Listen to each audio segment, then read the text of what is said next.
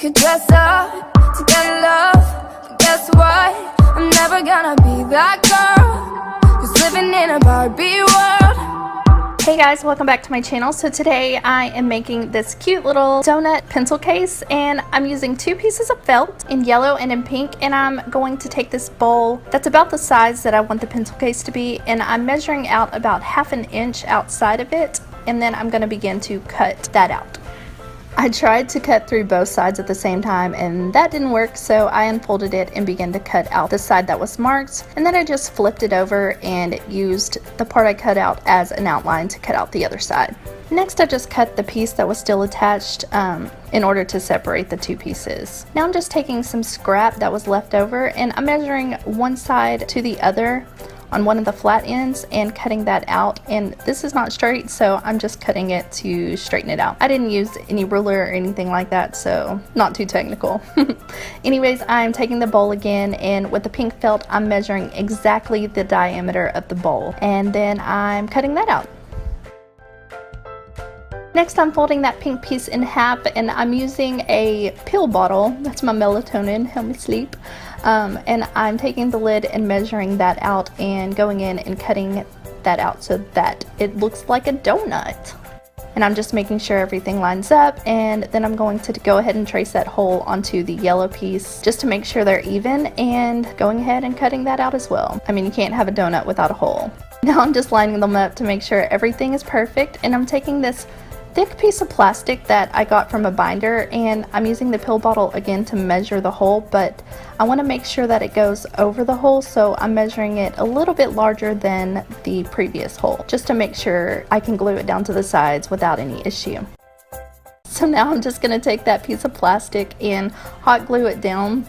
Now if you're using a thinner plastic, I do recommend sewing it because it will probably melt the plastic, but because mine was so thick I could just use the glue gun without an issue. So next I'm just cutting around the edges of the pink to make it look cuter, I guess, and more like icing, and I'm just beginning to glue the inside of that down. Going around slowly. I don't want to put too much glue on at first because it may dry before I get to it. So anyways, yeah, I'm just gluing the icing on the donut part all the way around.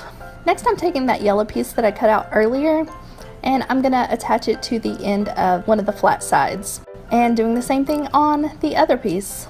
Next I'm taking some of the pink scrap that I had left over, and I'm measuring from one end to the other on the sides and making sure that at the bottom I overlap it a bit and just cutting off any excess. And I'm gonna fold that piece in half and cut it so that I know that both sides are even. I'm just going to begin to glue all that down all the way from one end to the other. You don't want to overlap at the top, but you definitely do at the bottom, just to make sure there's no holes and your pencils aren't going to fall through the bottom, you know what I mean. So you're going to do that same process on the other side and then attach the other two sides to that. And that is basically the structure of the donut.